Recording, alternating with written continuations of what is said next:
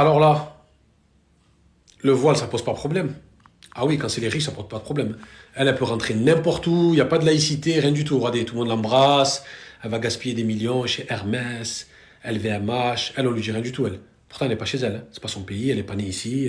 Mais regardez, on lui ouvre la porte, elle monte, machallah, ma soeur.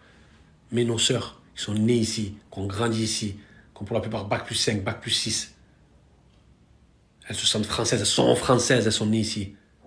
On leur ferme la porte de partout. Quand il y a l'argent, ma soeur, ton hijab, associé à l'argent, n'est jamais un problème.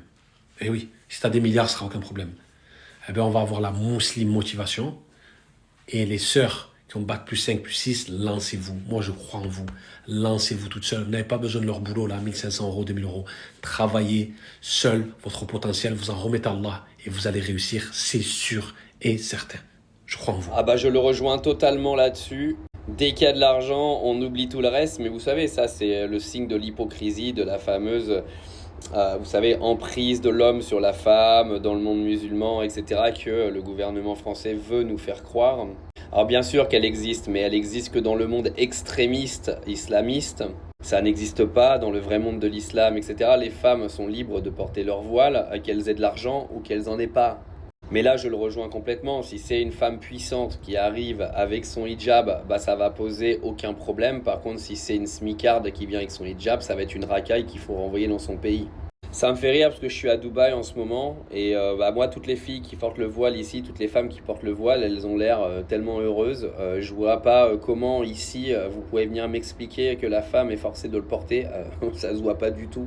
Ce sont des femmes qui ont l'air libres, excusez-moi, après il y a peut-être des cas exceptionnels, mais bon, vous savez, il n'y a pas besoin d'un voile pour savoir qu'une femme est libre ou pas. Il y a énormément de femmes blanches non voilées qui aujourd'hui font face à des pervers narcissiques et à des maris extrêmement dangereux. Il n'y a pas besoin de leur mettre un voile pour dire oui, regardez, le mari, il abuse d'elle. Ça arrive dans toutes les religions, ça n'a même pas un rapport avec la religion en vrai, hein, ce sont juste des relations de couple. Bizarrement, ça, les gens, ils en parlent pas beaucoup quand il s'agit de féminisme. On parle que des femmes qui portent le voile. Mais bon, on sait très bien que c'est pas par rapport au féminisme qu'on en fait des scandales dans ce pays, mais tout simplement juste parce qu'on en a marre de voir des femmes voilées et que la religion musulmane, elle dérange.